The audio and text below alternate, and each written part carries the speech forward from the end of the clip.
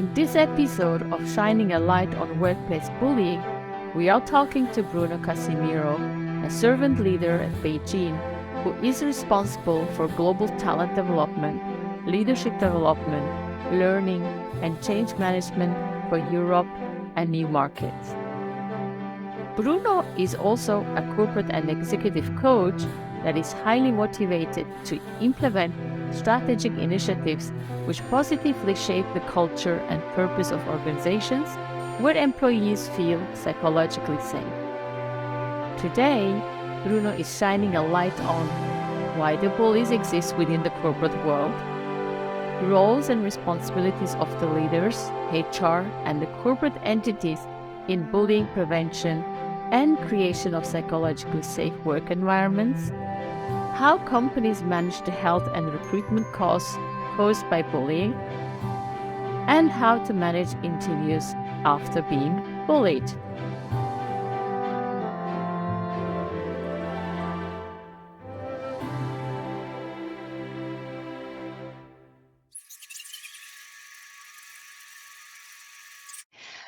Dear Bruno, welcome to our Shining a Light to Workplace Bullying podcast. So you are an expert in HR, talent management, talent development, and you are currently working at Beijing as head of talent development. First of all, can you introduce yourself, share with us a little bit what you do, and then we can move on to our questions about your experiences and your sharings about workplace bullying. And thank you so much, Alan, for having me. And yes, indeed, I work for Beijing, so I look after talent development for European markets. Within talent development, we're part of the sort of global purpose and culture team. We look after learning and development, leadership development, change management. People in business are really a passion of mine.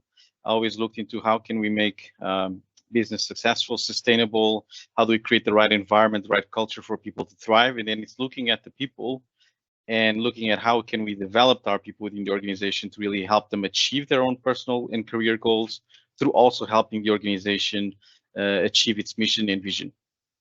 My passion is also a lot on the coaching element, so I spend a lot of time working with teams, working with individuals, but for quite a few years now, so over 11, 12 years, I've really dedicated a lot of my time on understanding how human behavior impacts self and others, and how human behavior also impacts organizations, and how can organizations also provide a platform for people to thrive, but at the same time provide a narrative that allows us to, live up to our values and behaviors, so everyone can enjoy the workforce and be fulfilled.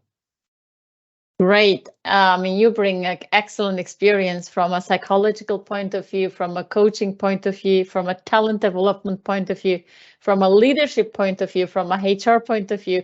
So, your experiences are so much valuable for us. So, Bruno, you mentioned behavioral science, behaviors of the people. Can you share with us what is your experience in respect to workplace bullying? Have you experienced yourself? Have you seen people? Why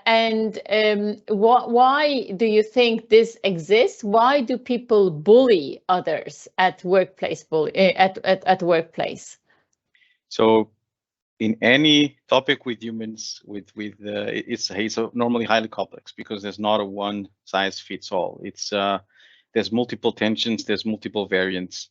Regarding bullying, it starts already when we are young, right? So it starts already in school. So even bullying in school is quite a big topic. It happens a lot. And if we were to look at the bullying itself or the bullies, it's always around the relationship. It's around the relationship with self and the relationship with others. A lot of the factors that we encounter around bullying is, and we'll be stereotyping here a little bit because we'll be talking about no one in specific, but about concrete examples of people that I have witnessed that might have different behaviors, different backgrounds. But normally bullying could be from someone they've watched from a behavioral perspective that they admire and they are replicating that behavior. Could be from home, could be from a sport, could be from someone that influenced a mentor. And growing up, we create our own view of the world, we create our own view on how things should get done, and then that becomes unconscious. And then we act, and a lot of times it's because we want something out of that relationship, or we want something out of that person. And if the person presents a challenge, or if the person is different, or if the person makes us feel less about ourselves, unconsciously what we will try to do is then we think about, oh, but that's the goal that I want. And people don't think about the way to get there. And we also can look into, for example, some profiles I've encountered in my career around psychopathic behavior, narcissistic behavior. Um, some are clinical, so some have a deeper level of challenges. Some are learned. Even narcissists, for example, can be fostered from a household. So if you already have a household where you might have a narcissist, it's very easy that then you'll develop another one. And research shows that.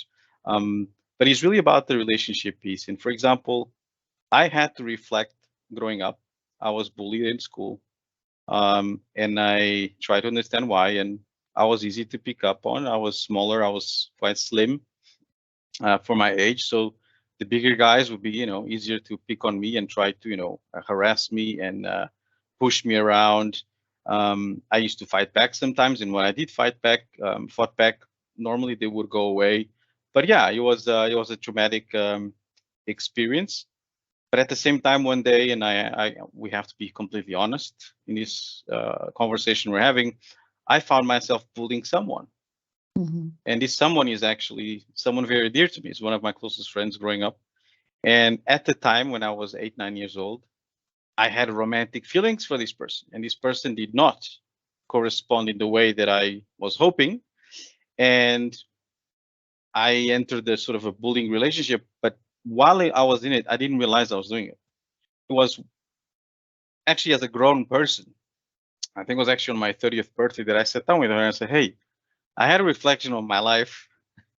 And I remember I gave you a hard time when we were young. And I shared with her, remember I liked you. And I really believe this is what caused that. And we had a really deep conversation because we were so close friends. And I just realized that sometimes it's not intentional. I really believe that actually most of the times someone doesn't think I'm going to cause pain to this person. But especially if you have other tendencies, like, so if you have some selfishness, if you haven't been exposed to behaving in certain societal ways and acceptance, you'll just think about what's the outcome you want. And you don't think about the pain that you cause to others to get there. But a lot of the times is not conscious. There are evil sometimes and it's conscious driven, but those are really rare cases. It's more on unconscious. We are replicating behaviors we've learned. Also, our defense mechanism can sometimes portray that. But the complexity with bullying at work is also that many behaviors can be perceived to be bullying.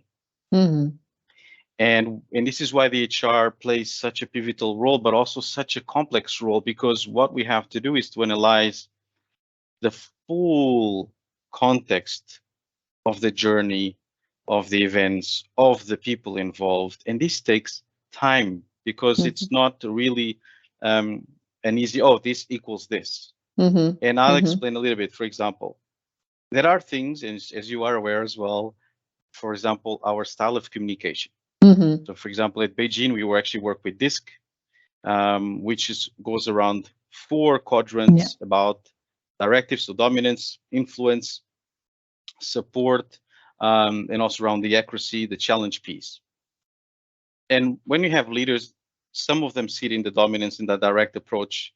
And what they want to hear about is actually they want to hear results. They don't need to be all warm and talkative. They just really want results driven. They want you to go to the point. And while they might challenge us to, say, hey, go straight to the point, just tell me what I need to know. For some people, that might become a cross bullying. And this is why we as in HR have to be inclusive, and also respectful of other people's styles, but also we have to protect both, right? The person that is claiming that they're suffering bullying, but also before we have the understanding of from the other person's perspective, we can't just take action and say, okay, you're a bully, you're out. So this is a very interesting point because the higher you go up, and those leaders who are really on top, right? They have mostly the red communication style, from the disc. So because they have to be short, precise, quick, active, and strategic. So, and then when you look at the yellows, when you look at the greens, when you look at the blues, blues being the detail oriented, the yellows being very active, innovative, the greens very empathetic. I fully can understand where you're coming from. So when there might be some clashes in the communication. So this is a very important point, I think. So at Beijing, are there any trainings that you're providing to really make sure that, first of all, I, as an individual employee, I understand my communication style, but also the communication style of the people that I'm interacting with, and how we can, fulfill the expectations of the others in terms of the communication style, because that is really an important part of, as you say, like if I am green and I am expecting to have an empathetic conversation and I'm confronted with a red leader who says now, and then. So this can be easily perceived as an aggressive behavior. Yes, and I'm totally with you, Elim, here. And one of the things that I'm very proud of at Beijing, disc profiling is one of our most delivered sessions across teams. And it's one, and this is really special because it's one we even deliver to our external employees. So we have a group of internal employees and we have externals. And when we have a team of mix, we actually cover disc for all. Because what we try to really make understand is that we value diversity and inclusion. And because of that, we want to understand that we have different communication styles. And we want to also make the teams understand the benefit of having all the styles together in one team and which kind of value each style brings to the table. And then what we also do, we teach how each style works best with the other styles. We provide some nudges, some tips on how can you adapt, not to change, but how can you adapt your style of communication to also get the best out of the other styles working with you. That's great. That's great. So, but then you also mentioned the one important element of the self-reflection, right? I think here comes also the management of the emotions, because you mentioned that it starts already at school, right? You were bullied at school. So those people who bully others at school, they can become the future leaders. And you also mentioned that this behavior is something that probably was learned at home, or So, and then when they carry on that behavior to the business environment without knowing them, although the American Psychological Association indicates that at work, when people bully, it's a conscious act. Because the bullies want their targets out of the environment, because they consider them as a potential risk, as a threat. So how do you see that, like when it comes to the leadership style?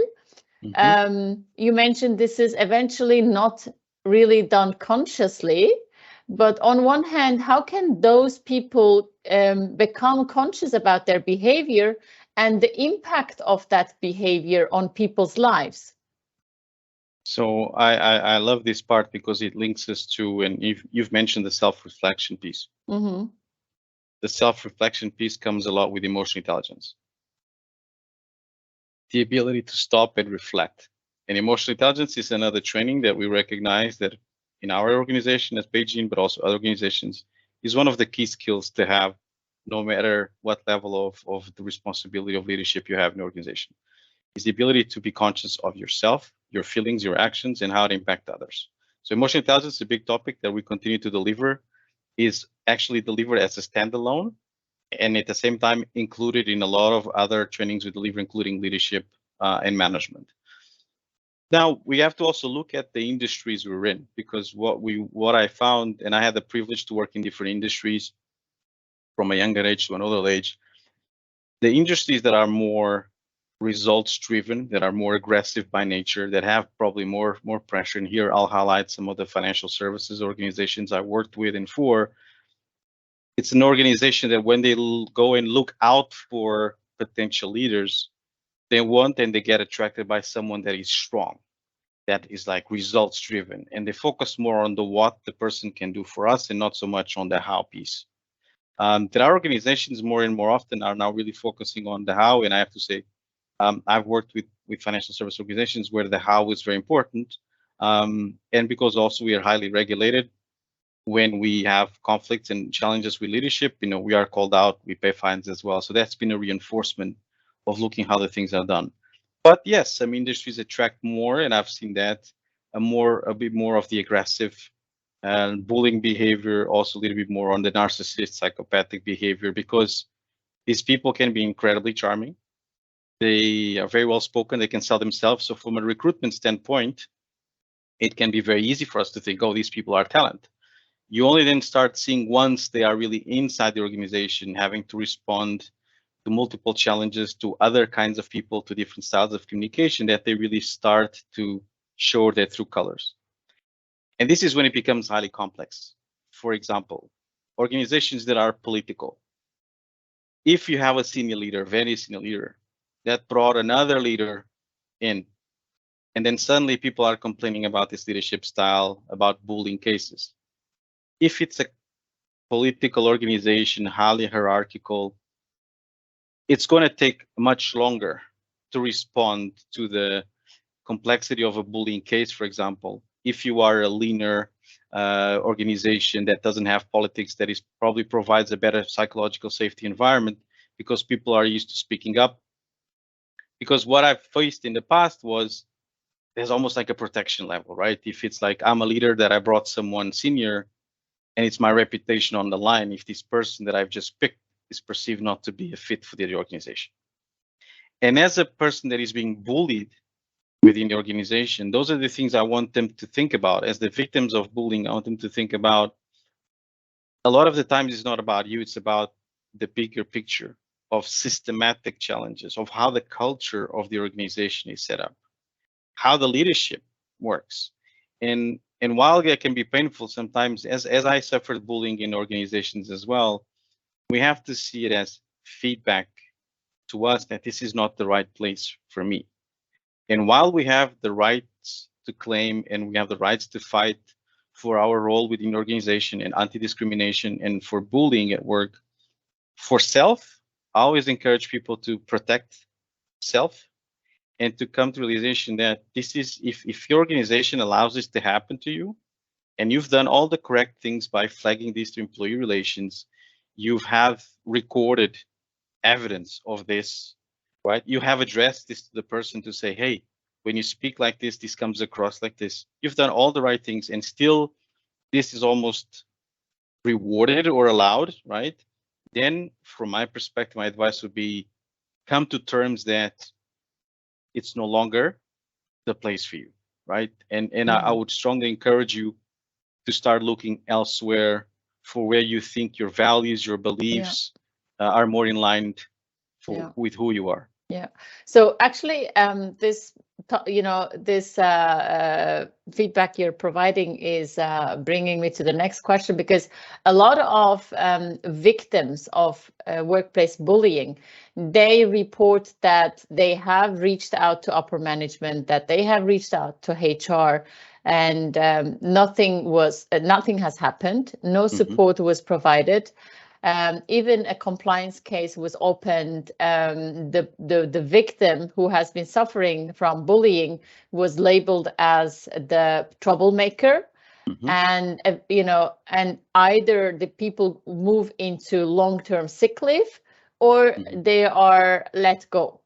So in that respect, what is the role of HR in creating psychological safe work environments, and what are the policies or rules that HR is implementing? So, and this is, and I relate to that as well. I've worked for a very large organization with truly global organization, high reputation, with the most HR policies you can have in place. But if you have a toxic culture, the policies are just there, right? If you don't live up the policies, if you don't role model the behaviors, the values of the organization, they're just there.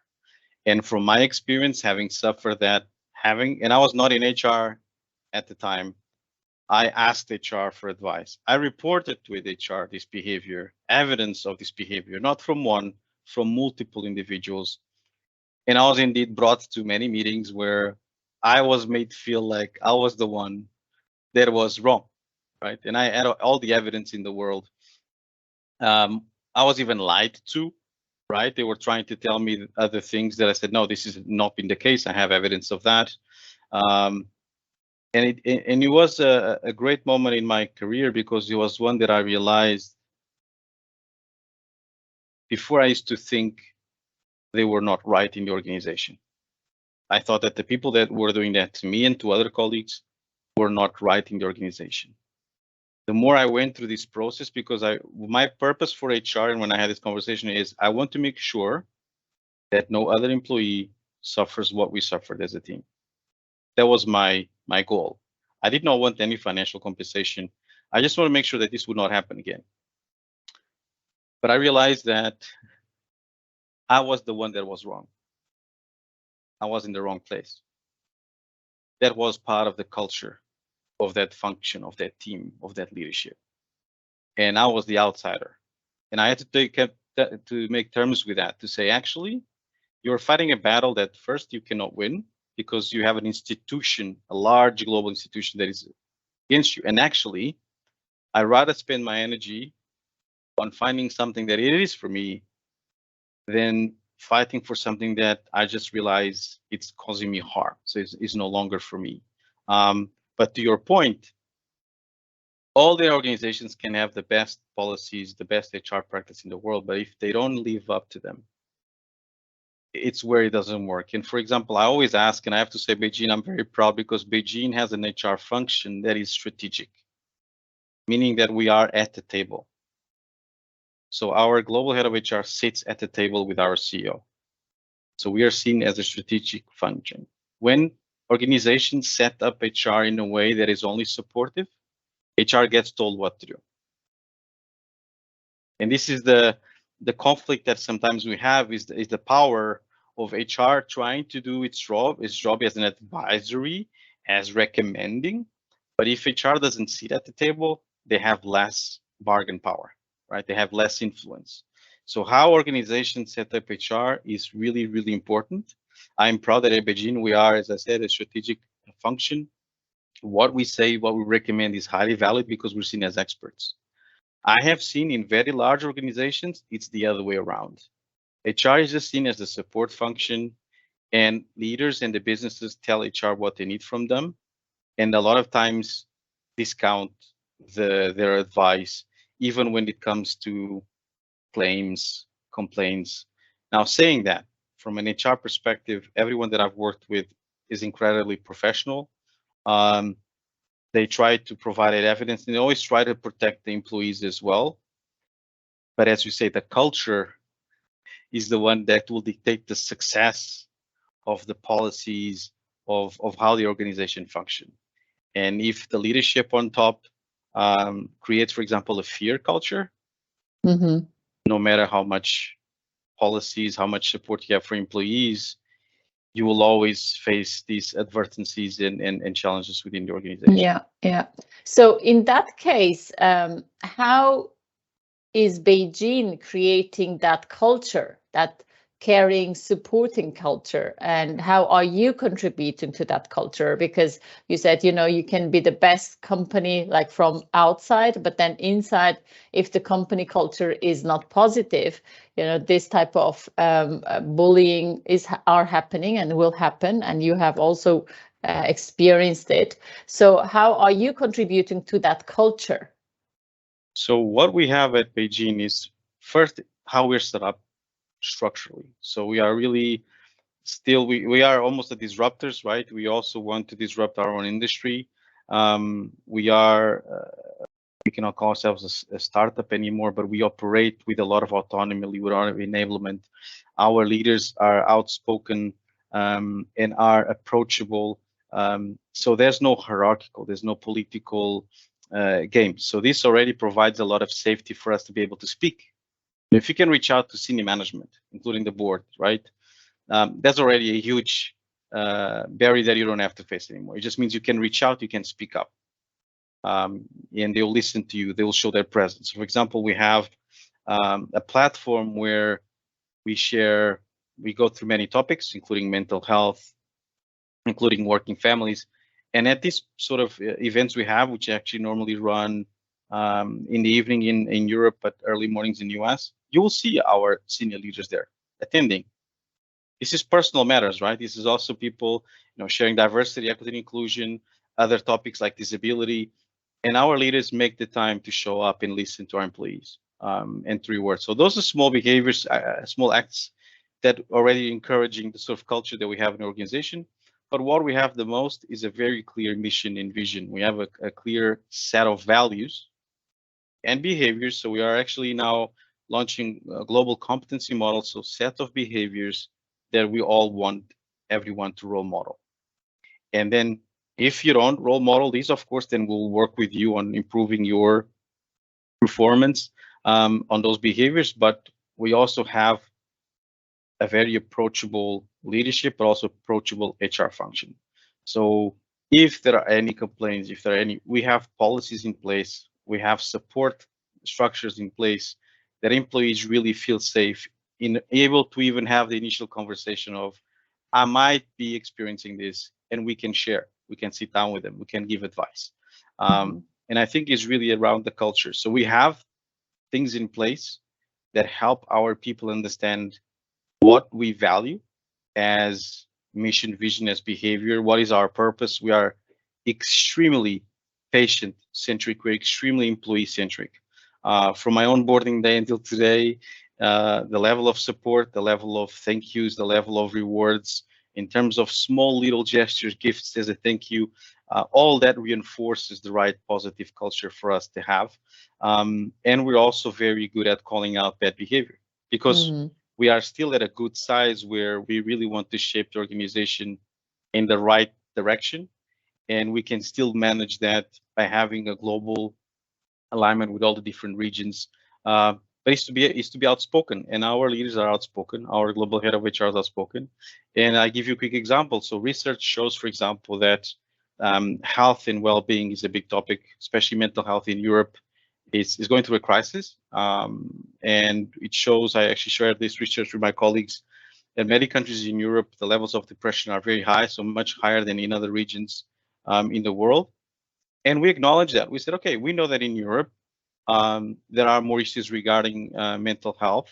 So, for example, we looked into our schedules, we looked into how we spend time at work, and we already have an amazing flexibility as an organization. So we have a really work from home policy as well. But we thought, okay, how can we encourage people to really start to look after themselves better? So while we do that, every time we have sessions with our colleagues in any development area, we have said Friday afternoons, we clean up for meetings.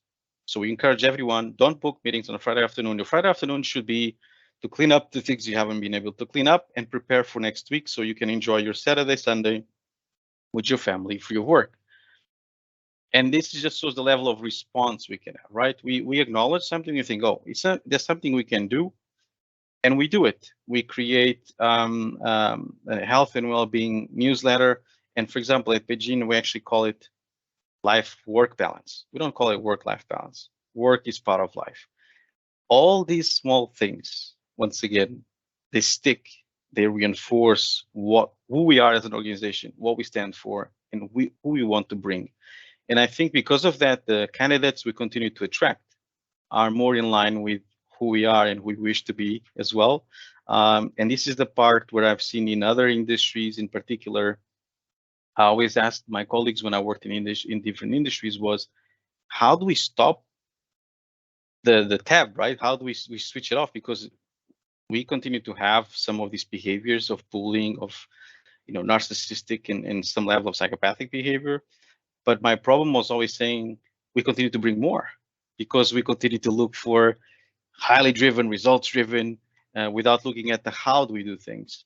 And I'm happy that at Beijing we really how we do things, it really matters to us. Yeah, I mean, you're mentioning great and very important topics. Like, I mean, in the work environment, actually, the people don't need much, an appraisal, a recognition. Yes. Like something like thank you, having the understanding for having a family, spending time, yes, or having a free afternoons of a Friday to really slowly move into the weekend.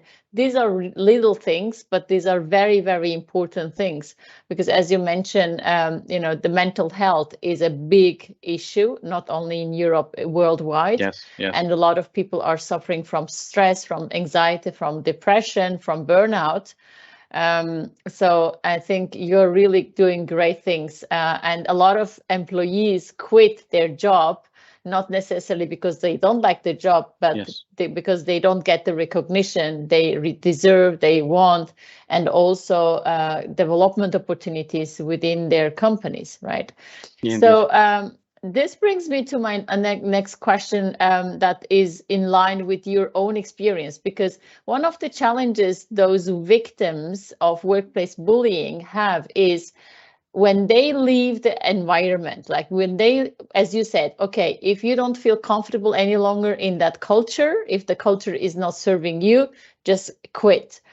And then when they quit, right, during the interview, one of the questions is, why do you want to join our company? What is your motivation behind your application? And a lot of people actually feel stuck with that question. Yes. Because on one hand, they don't want to share their bullying experience, not to be labeled as troublemakers. Indeed. So how did you manage that situation? How did you transition from one role into another role? So after having had that experience, and what would be your advice for all these people? How should they manage that situation or that question? This is a very important question, and I'll try to share from my work, but also my own personal experience. So I'll relate back to a role where I was a junior in a large corporate organization, but because I reported to the senior management, I used to wear a tie because my senior leader also we used to wear a tie. And after a few weeks, I could see this was bothering two other colleagues that were a lot more senior than me. I was just a junior analyst, a graduate coming in.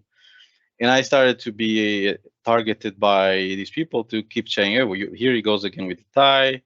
And here, does he have another tie again? And while I thought, okay, it's interesting, I never thought I would experience this in such a professional organization. I started to have colleagues sort of protecting me because I was also a bit more junior. Some of them could see what was happening. And in some events, they would come to me and, try to diminish me and say, oh, you're no longer military, you're no longer, your daddy this and your daddy that. And while one day I was starting to get angry, and one day I stood up and I said to them, hey, you can make a comment about my tie every day, but it's going to get quite boring because I'm not going to change the way I dress just because you are, highlighting it every day to me. And when I stood up to that already helped. But then I realized that once again, it was that wake-up call to say, if these people, and one of these people then was actually promoted, and I just felt, nah, this is not right. This is not the right place for me. And then I moved actually to another role. But what I realized was the self-reflection piece was they were insecure in their own roles. I was highlighting that insecurity. For some reason, even though I was many levels below, they felt threatened by the way I dressed, the way I spoke, what I stood up for. And while I could accommodate that, and I was very accommodative of them, and I'm always a very inclusive person, I felt genuinely I would have to change myself to be part of that particular organization. And that was something I was not ready to do. And if the organization was also okay, because this was sometimes happening in public, not to respond to that, then I thought, okay, this is my time up. How do you then go about leaving that and going to another role?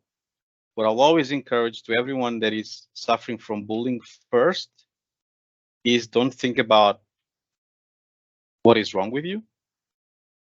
Try to understand what is triggering that element of the relationship, and really think, there is something that these people are not happy with, because normally that's the case. As insecurities, there are associations they might have with someone like you that they have troubles in the past, but they are clearly not coming from a good place, right? So most importantly is think that it's not you, it's not your problem. Yeah, it's their problem. What we can try to do is influence that, ask for the right support. But if you come to terms that you have to leave the organization, how I've always done it was, what did you learn from it? Not about going with, oh, this person did something to me like this, I've experienced this in my last organization, that's why I left. No, what did you learn from it? And most of the times what you have learned from it is that the organization that you've joined is no longer the organization you wish to pursue and have a career with. And that's fine, because even the people that are interviewing you have probably gone from a similar experience. This is why people also move roles and move organizations. And there is always a correct feedback and correct argument to have. I always encourage never go into levels of detail, because indeed, as you mentioned, you can be perceived as a troublemaker, because we are only hearing one side of the story. Yeah. So always think about, what did you learn? And what you've learned is that you want to try something else. You want to be at a place where your values are more aligned, where you want to contribute with who you are and what you stand for, and that's why you are applying for a new role. And I would probably present a few HR colleagues and a few recruitment colleagues that would share the same advice. Is never go into that level of detail, but really share what you've learned and why. Focus on why you want to change, why you want something new. Yeah, very important advice. However, I have witnessed with the clients that I have been supporting, that I was preparing them for the interviews, that the HR, or during the interview, as soon as they felt that there is a change between the behavior and the verbal communication, the body language and the verbal communication, they started digging into it. So because you see the difference between the body language, the nonverbal and the verbal language, right? And then they start digging. And when they start digging, people start to feel uncomfortable. And out of that uncomfortable feeling, they start talking, sharing more and more information.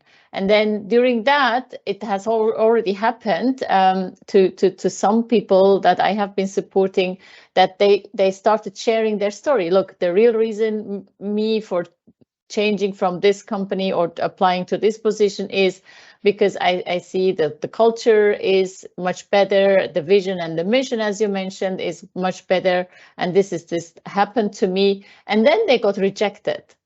Because again, potentially because of the same reason, oh, this is one side, right, of the story. And if she has experienced that in there, she could eventually mean or give a meaning to that what is happening, like that, direct communication. This could be easily labeled as bullying, and then we don't want to have that situation, right? So this is the challenge that a number of people are currently facing. And I think in that respect, your advice is very, very important. When it comes to HR, are there any trainings for HR, especially about bullying? Like, what is bullying? Why does it happen? How does it happen? What should HR do in that respect? Are there any trainings that HR people go through? Yeah, so a lot of us have, for example, our HR colleagues have already either a psychology background or human behavior background, coaching.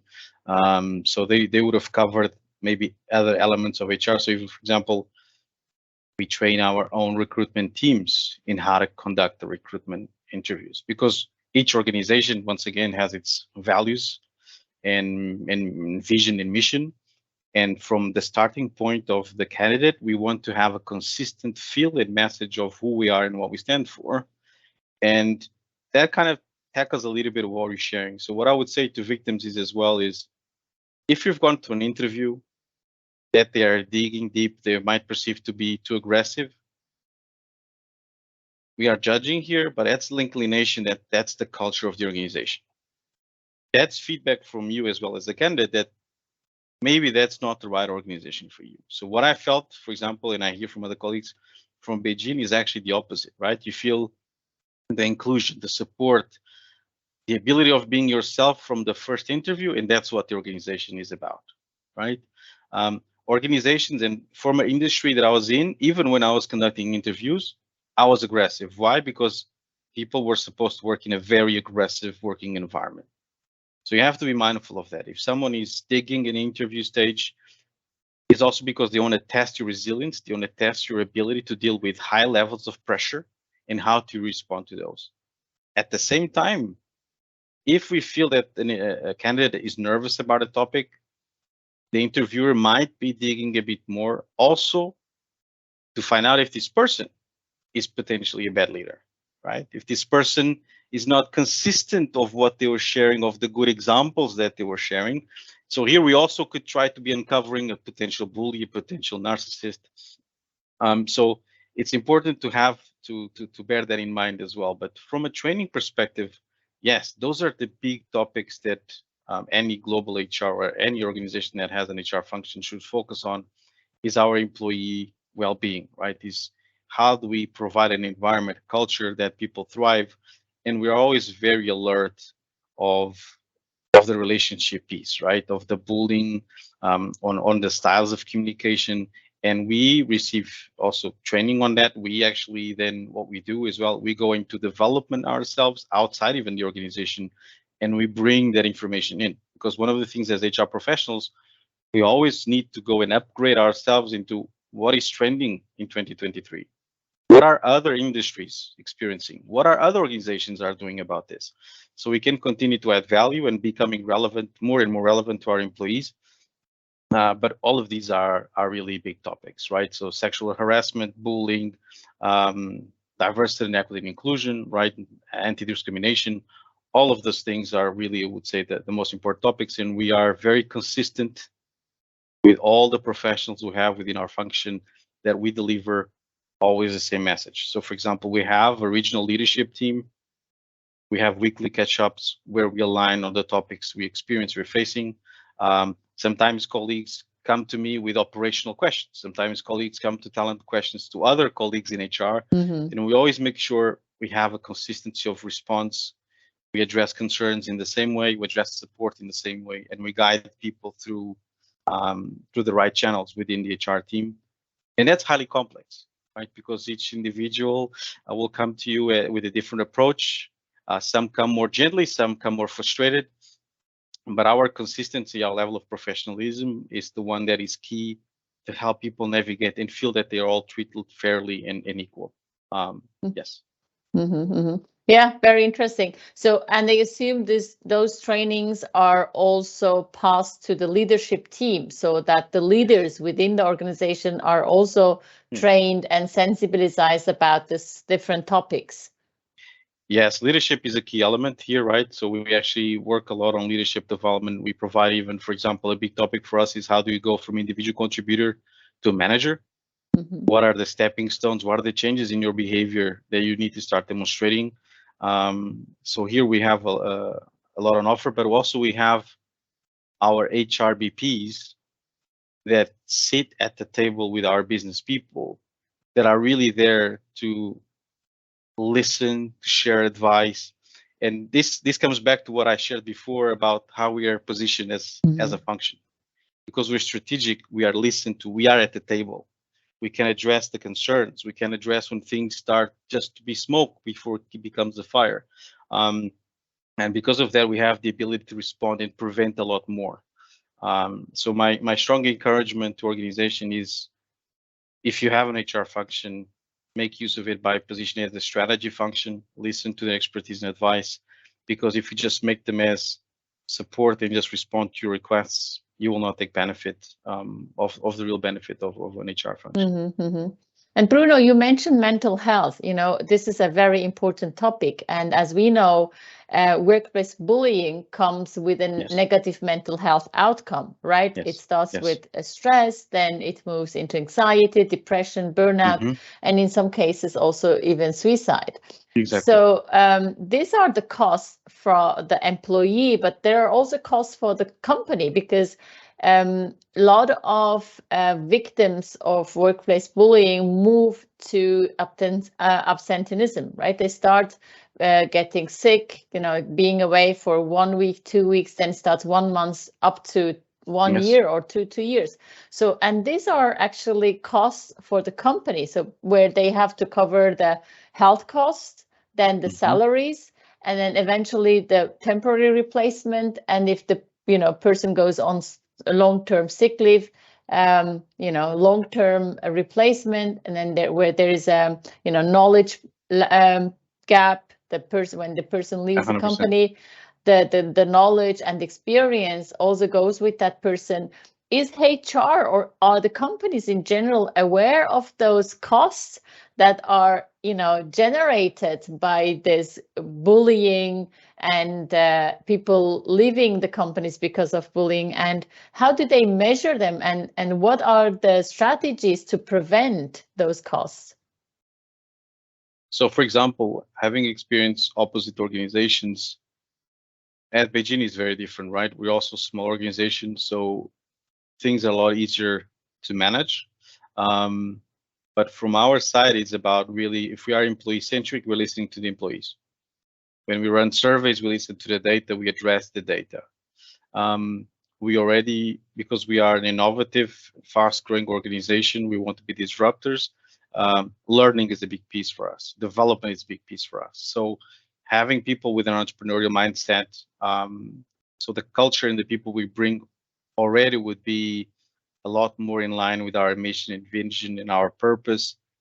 And I would see it less inclined to have sort of a toxic culture. What we do have sometimes is that because we have such a higher purpose, and people feel so engaged with the organization, that people take themselves to burnout because they're working too hard, because they're so passionate about the topic. So that's something that we can face as an organization, but not because of bad leadership, poor leadership.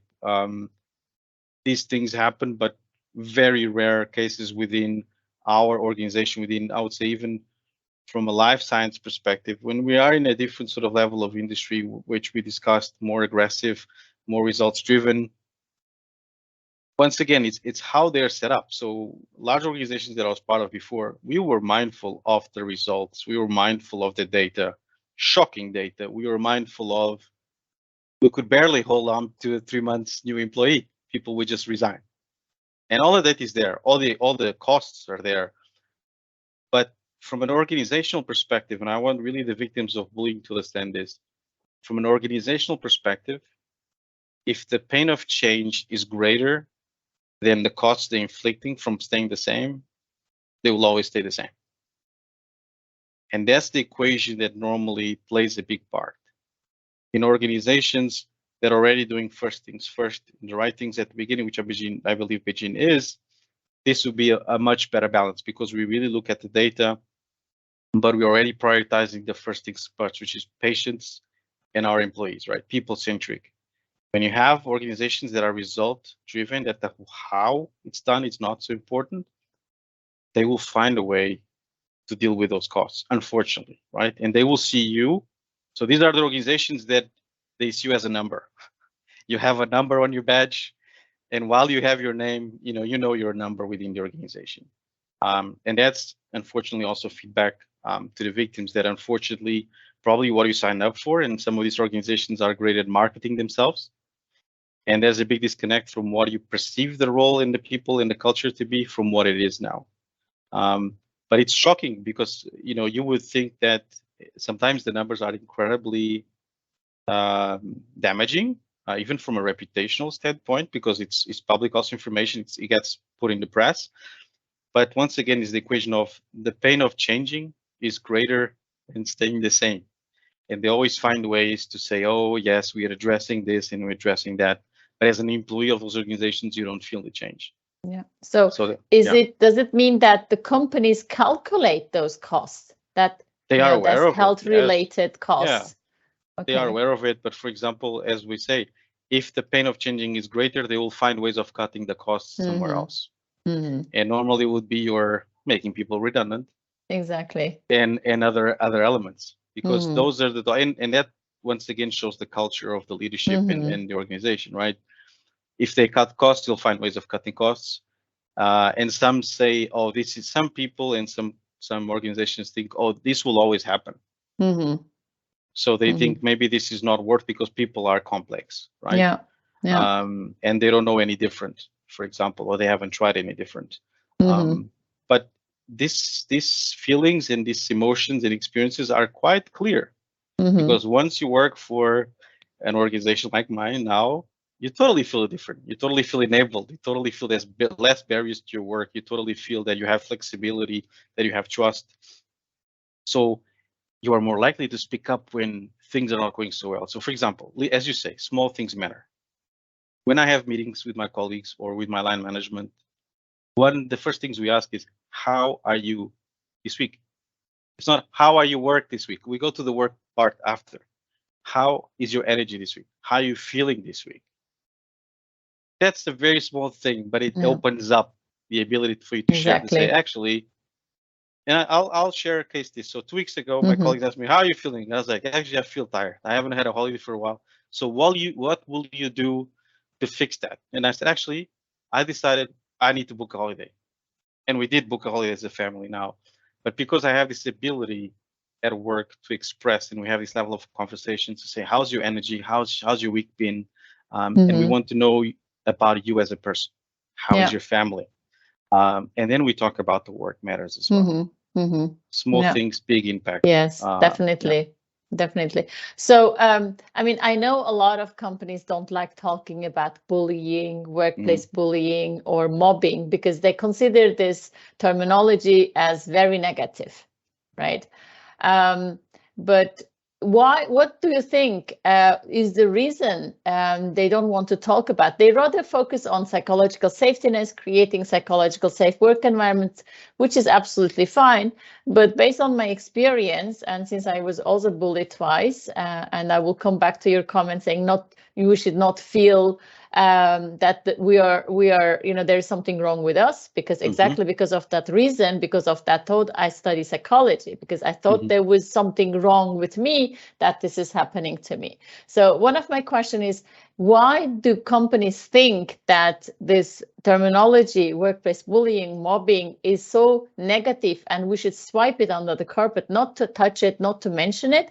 And also, how can we, especially we women, feel when we experience and go through such a bullying situation that in the beginning we think there must be something wrong with us, that this is happening to us, right? So what would be your advice to all women and also men out there feeling that there is eventually something wrong with them, that this is happening to them?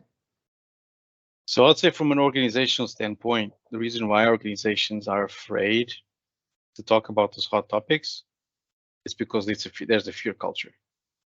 One of the symptoms is that we don't talk about the big topics.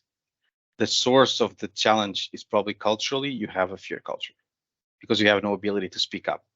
If you speak up, you're highlighting we have a problem because we are afraid, we don't want to know about the problems. So that's a really, I would say, number one rule is if you're not able to really, if you're part of an organization that puts things under the rug, under the carpet, and they don't want to tackle the issues, it's because people are afraid to tackle those. And I would encourage everyone to then test organizations out by highlighting those topics. If you have an organization like mine that puts a platform for all colleagues globally to discuss the big topics, you don't have a fear culture, right?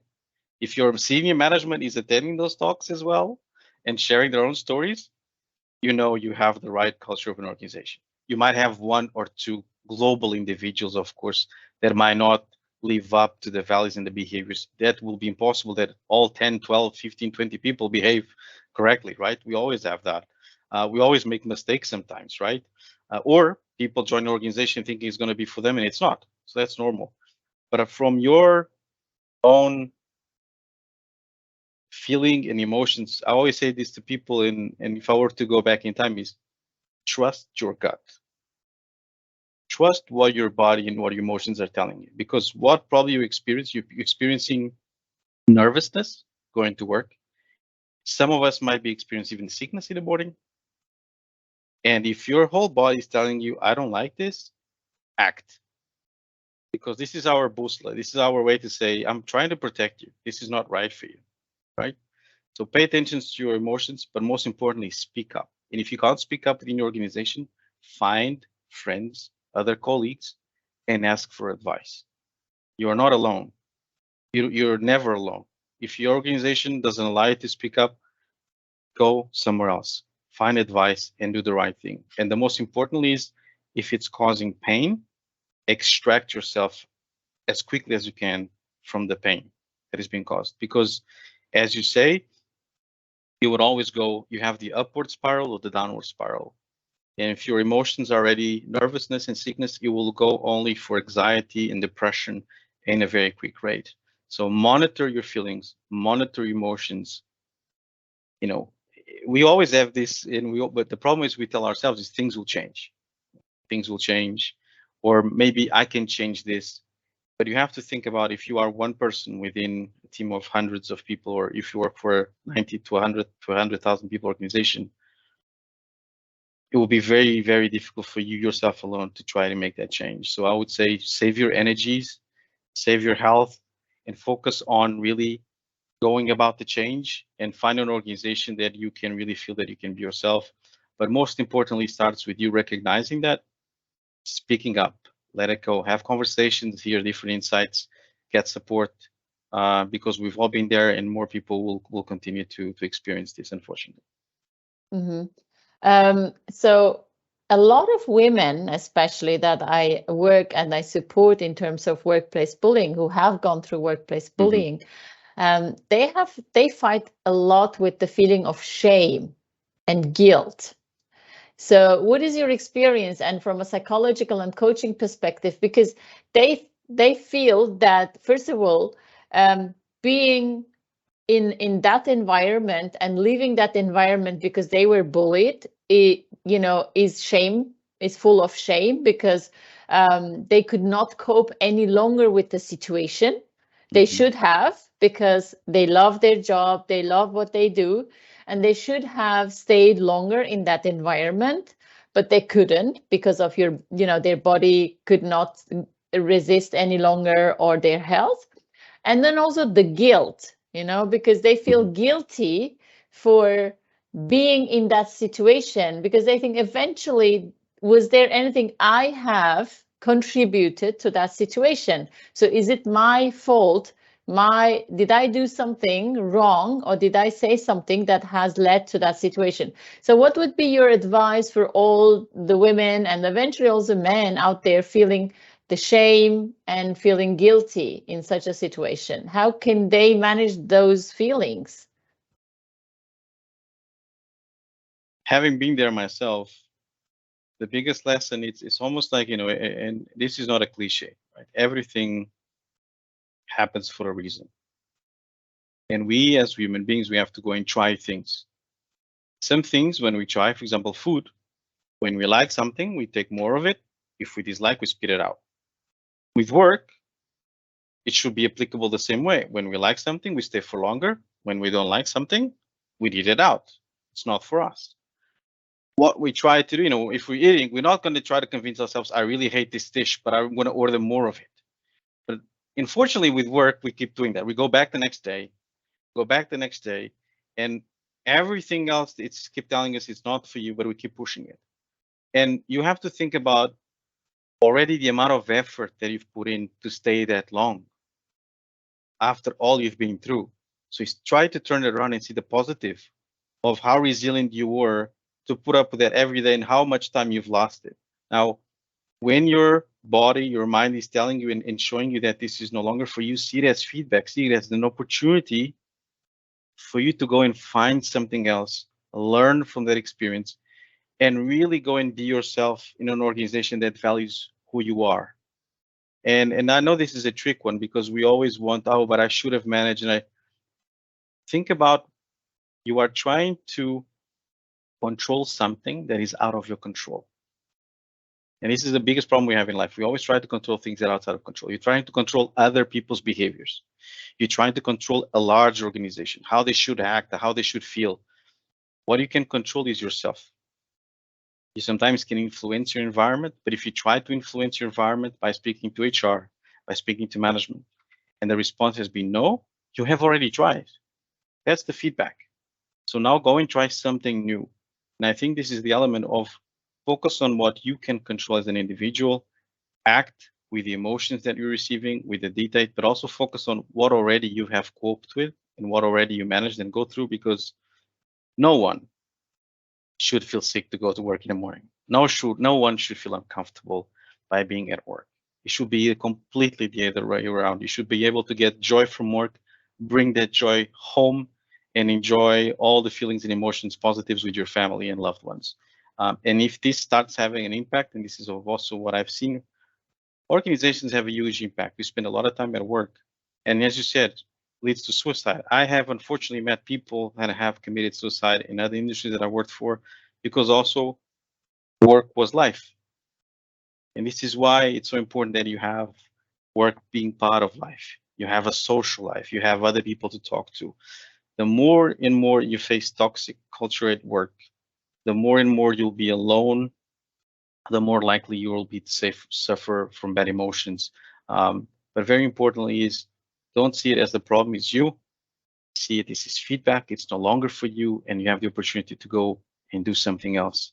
But also praise yourself for your resilience of the things you already managed and put up with. Very wise advice. I mean, I really resonate with it because, you know, it is a process, right? It is a process, and one has to work actively with the emotions, because Awesome. we are human beings, are emotional, you know, beings, and when we love our job, there's a lot of emotion that we transfer into it, and then once that is cut, you know, that bond is cut, there's a lot of anger, a lot of disappointment, a lot of emotions, and I mean, for me, also, it was a great learning. I mean, of course, angry, disappointed, whatever. But then years later, I reached out to that manager who bullied me, and I thanked him for having bullied me. Really, I mean, I met him at DIA 7 years later and did go to him and hugged him and said, thank you for having bullied me, because it helped me to develop. It helped me to understand my strengths, my skills, who I am, right? And my resilience level. So it made me even more resilient. But this is a very good point you also mentioned. One of the things that I've noticed as well, in some cases, when it's not bullying, it's a style of communication perceived by bullying. Once you address the manager, confront the person, and you explain how this is making you feel, I have seen people breaking down in tears because they were not aware at all of the pain and the stress they were creating with their style. So always encourage that attempt to create awareness, because if someone, as we said, right, emotional intelligence piece is big here. If someone is not so consciously aware of their actions and how they communicate, once you bring them to that space, suddenly sometimes they have really an epiphany in the moment where they go, oh, wow, I'm going to do something about this. I was not aware I was causing this. Because especially if it's a senior leader, most people are afraid to speak up at that level with senior leaders. And what I found is actually when you share that level of communication with senior leaders, they are very grateful because they always feel that people are very calculative on how they speak to them and what they share and say. But they need honest feedback. They need you to highlight that to them, to say, hey, by the way, sometimes when you do this, this is how it makes me feel, and create the awareness in them. And sometimes, yes, the person is aware and they say, this is just my style, and then you know you have to find another leader to work with or for. But you'll be surprised sometimes how they would become suddenly self-aware, and they would apologize and try to work with you on improving that relationship. Yeah. I think that happens, yes, when you actually share your feelings, emotions, and how you feel when you're confronted with that communication or behavior, that there are leaders who really reflect and wake up and say, oh, I'm sorry, I was not aware. But at the same time, there are also leaders who say, oh, this is your perception, and this has happened to me, and this is happening to many others, saying, oh, this is your understanding, this is your perception, this is your way interpreting situation or communication. So in that, to all those leaders, what would be your advice? How can they eventually change their emotions or leadership style or behaviors when they are confronted with someone that says, look, this way of communication or this behavior has made me feel like this and that? So my call out to those leaders is, if you have heard these comments more than once, it's not a coincidence, right? It's a reflection on how you come across. It might not be a reflection on how you perceive yourself, but if you're getting from other people, take it as a value and find a coach, right? Find a coach, find someone that would be able to ask you challenging questions, that allows a reflection piece for you then to probably, because at the moment you probably don't know what you don't know, and to create a level of awareness that makes you think, okay, now I have this information, I can do something about it. And my encouragement is, go and do something about it and find out the benefits of being a high performing leader, of being an inclusive leader, because it's a win-win for both you as a leader and the organizations. But yes, as you said, what I found is sometimes we see, so me and you, we see these leaders going from one organization to the other, sometimes even to more senior roles. But what I've also seen, it just takes one organization for them to really have a better experience, an organization that does not tolerate this level of behavior. And this is some of the moments that creates a really big haha moment in their lives, because they are the ones then suddenly feeling being bullied. They feel that they can't exert their authority, that the organization is against them. And those things also happen. But sometimes me and you see people going maybe 10, 15 years, multiple successful careers. But if they don't change the behavior, they will encounter an organization that will say, this is not okay here. And they will also go through extreme amount of pain, because until then they haven't had to do that. And sometimes this is when they fall from the pedestal. And actually, this is where sometimes they go into the deep personal development journey before they join another organization. So my shout out to them is, be proactive in the feedback you receive. Ask your direct reports, how do I sound like? How do I feel like? What is it like to work with me? What could I do differently? How can I be more of support? If you're a leader, if you're a people leader, that's your role. You're leading people. Be there for them, listen to them, and act on the feedback. And what would be your advice for HR, talent development, for the company, to create a more psychological safe work environment? So from an HR perspective, is always try to position yourselves as a strategic function. Try to highlight the benefits in the level of support you can give the organizations, and then really work with your leadership. You need your leadership to be involved, to be the ambassadors of the culture you wish to have in your organization. Most importantly, to role model from the top the behaviors you are trying to implement, and really then live up to what you say. Do as you say, right? Create a platform where people can be themselves. They can speak up. There are no politics. There's no hierarchy. I know it's easier said than done, but as we said, don't focus on the big things. Focus on the small things. Gratitude, being a genuine onboarding experience where people can be interviewed and being themselves, and continue with that element on how you are important to me as a person, not only as an employee, but as a person. And those are things that are very small. They can take sometimes seconds to ask, how are you doing? How's your family doing? And the more you do that, the more it cascades, the more it spreads. The same with toxic, right? Toxic can spread very quickly, but goodness and the right culture can also spread very quickly. And you will attract more of that. So the more you do it, the more you behave that way, the more you'll attract the candidates that fit within that. So create the right structure, get the right leadership support. It's really not rocket science. I always say go back to basics. Treat people like you wish to be treated. When you're looking at developmental opportunities, find out what's keeping them up at night. What are the pain points? Help them develop them. Help them feel secure of challenge their own time, own their own meeting space.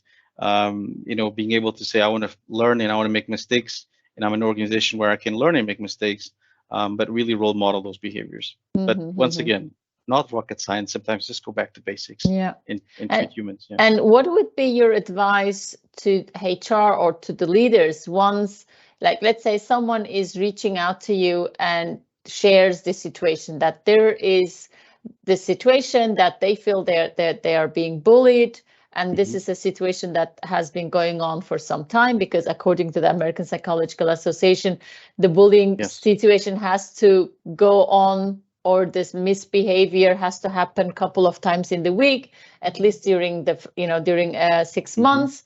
So what would be your advice to those people when they're confronted with someone sharing the story of being bullied? What can they do, and how should they react? So I always think, focus, as I said before, right? Focus on the things you can control and influence. Yes, you cannot control someone else's behavior. You can't control someone else's feelings. Think about how you can influence. I would strongly recommend you to set some boundaries where you know that after this, you will no longer try to engage. After this, you no longer try to change things. You know it's time to leave. Create a boundary where you know that you will not feel worse in your health space by creating a set of limitations. But then if you're still willing and able to engage with the organization and you want to give the organization a shot, then utilize all the channels, all the resources you have available to you. So your employee relations team, your HRBP, your leader, your colleagues, and start to sense make what are the responses of these people. If they acknowledge and they show support, probably you're still in the right organization, just facing the wrong leader or the wrong colleague. But if all the senses are pointing into that they're making you feel that you're in the wrong place, it's probably because this is systematic. It's not only your case. This is probably happening around, and the levels of toxicity just going around and spreading the organization. So by you taking advantage of all the channels available to you, you can also sense make how further I want to work with this organization and making this good for us. Or if the feedback is heading in the wrong direction, you very likely want to start taking action to extract yourself out of that situation and out of that environment, because you have great value to go and add to another place with other people. That would be my best advice for anyone. Yeah, very valuable advice. So Bruno, is there anything else you want to add? I think I would like to finish with be gentle on yourselves. Working should be incredibly pleasurable, despite the pressures we have. But be gentle on yourself. Remind yourself of the things you're doing great, how you're doing well. Fill yourself with self-esteem, because if you already fill yourself with self-esteem, bullies, narcissists, psychopaths will have a very big challenge in trying to bring you down so they can feel better. This is a societal problem. Bullies only thrive when we are already at a not so great level of self-esteem. They can eat and feed from it. And once we feel insecure and worse about ourselves, it's a lot easier for them to manage. So focus on yourself, on your development and how you feel, and you will have more tools to respond to these situations at work as well. Yeah. That'll be my because I think anyone can become a target, but not Yes. anyone would move into victimization. Exactly. Right. Exactly. So you can become a target, but you can protect yourself from, target point to victimization. So by increasing your resilience, having and control of your emotions, detaching yourself from the situation emotionally, eventually as well, right? And this all requires coaching. I think in that respect, you mentioned also the coaching for the leaders, but also I think in that situation, would you advise those people also to reach out to a coach to get some support 100%. from the, 100%. Especially coaching is a great tool, because coaching is a tool that allows you to find the answers for yourself. It's a tool that is always focusing on how do you move forward? Not only how you solve the problem, but how do you act on it? How do you move forward? And in situations like this, for me, it's the most powerful tool, because it's one that allows you to assess the situation. What can you do about it? And you then plan on the action points that you can take to go about resolving it. But also creates a lot of awareness. And you need that, because we tend to judge ourselves and to think we are the problem. But to your point as well, I, for example, when I was bullied first in this junior role, I had a lot of confidence.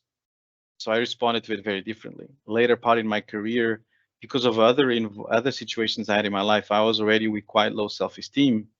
So it was a much more challenging. I did not have the strength to fight back. And this is why this equation is so important, because once you are in a good place, you will tackle it differently. Your mind is clearer.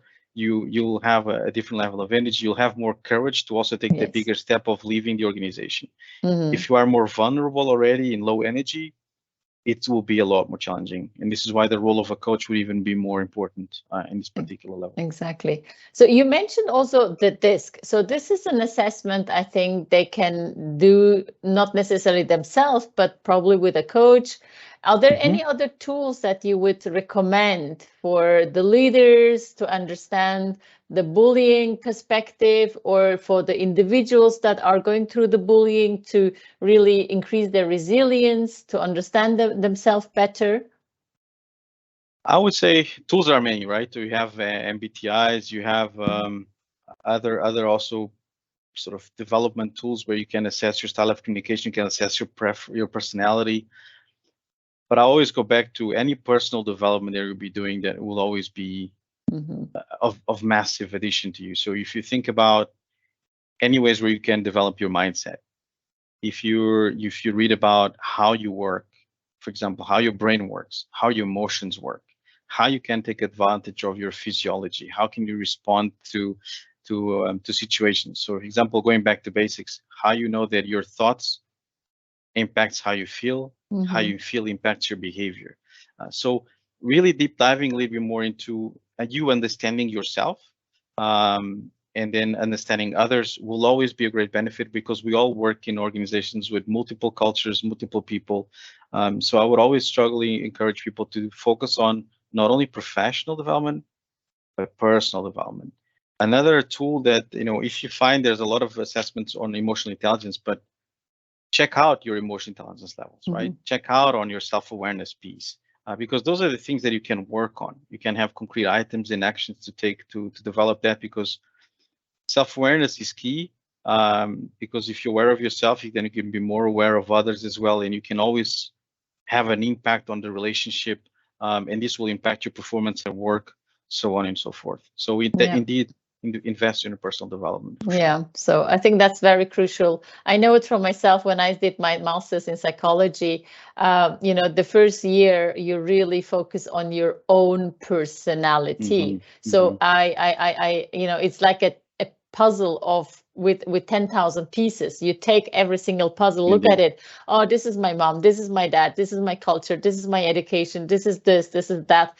And then you see how you became that person that you are today, right? Yes. And all the challenges that you have faced, the methods that you have used to solve or to overcome those challenges. And then when you bring this 10,000 pieces together, again, there's a complete different picture. You see a complete different picture, right? And the 100%. journey continues, right? It's every day is a learning. And today I have also learned so much from you.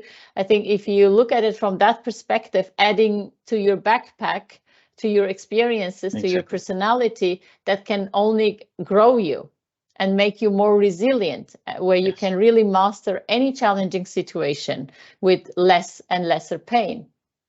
100%. Yeah. And you just said it's a journey. It will never end. It will never end. And for example, now that I have small children, I even learn more every day. Exactly. So I have my 4-year-old teaching me on how to also manage my emotions and how to deal with things differently. And that's part of life. So it's really going about learning and challenging yourself and trying new things.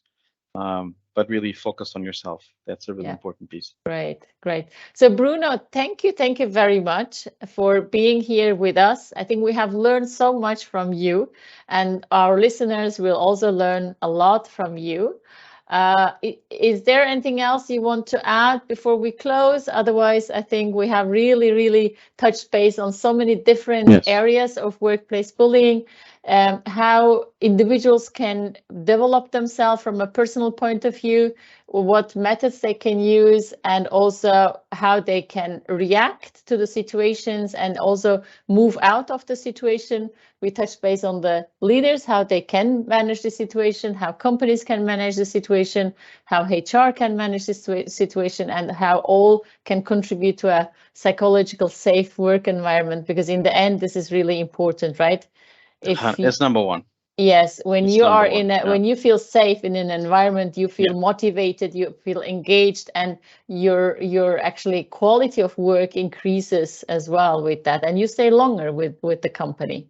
100%. No, and big kudos to you and to put this together, because it's definitely, we need more of this. We need to be able to have these discussions. We need to be able to have a platform to share experiences, to share advice, to share perspectives, and debate on these topics. The more we speak about them, the less they are taboos. So thank you so much for having me, for allowing me to also reflect on my experience, on my challenges also in my career. But indeed, I'm with you. I think psychological safety is the base. It's where you build the pillars and the foundation of everything else that comes towards it. But yeah, best of luck to everyone that also hears this podcast. And anything, reach out to us as well if you have any more questions or. Thanks, Bruno. Thanks. Thanks for Take having care. us. Thank you. Bye. Bye bye.